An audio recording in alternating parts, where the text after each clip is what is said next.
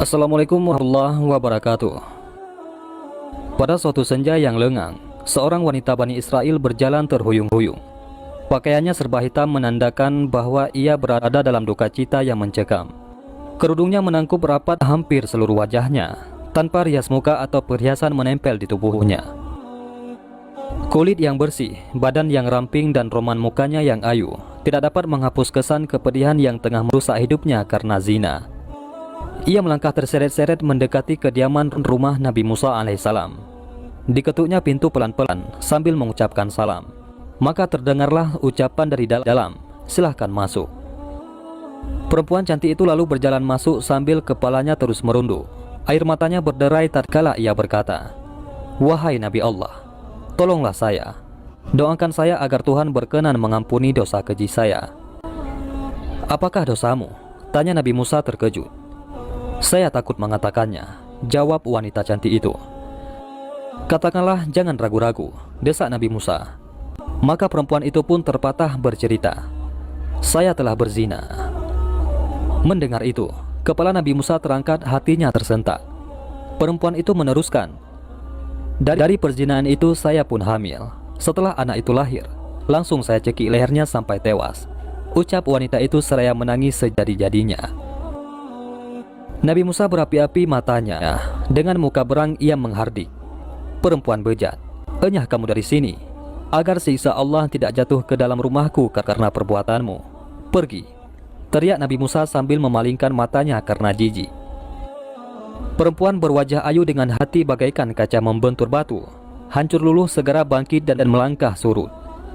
Dia terantuk-antuk keluar dari dalam rumah Nabi Musa alaihissalam. Ratap tangisnya amat memilukan.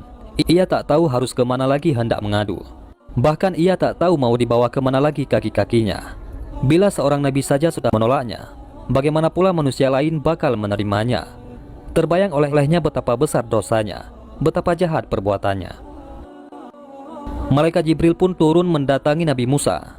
Sang Ruhul Amin Jibril lalu bertanya, "Mengapa engkau menolak seorang wanita yang hendak bertobat dari dosanya? Tidakkah engkau tahu dosa yang lebih besar daripadanya?" Nabi Musa pun terperanjat. Dosa apakah yang lebih besar dari kekejian wanita pezina dan pembunuh itu?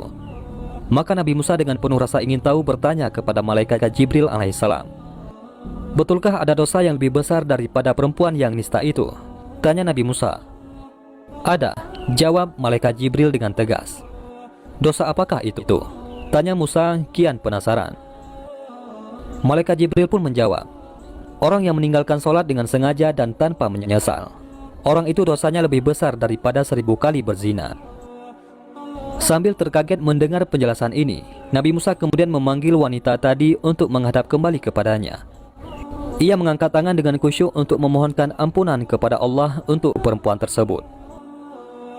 Nabi Musa menyadari, orang yang meninggalkan sholat dengan sengaja dan tanpa penyesalan adalah sama saja seperti berpendapat bahwa sholat itu tidak wajib dan tidak perlu atas dirinya.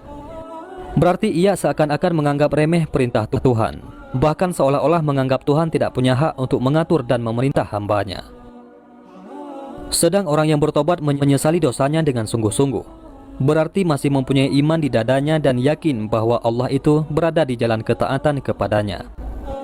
Itulah sebab Tuhan pasti mau menerima kedatangannya.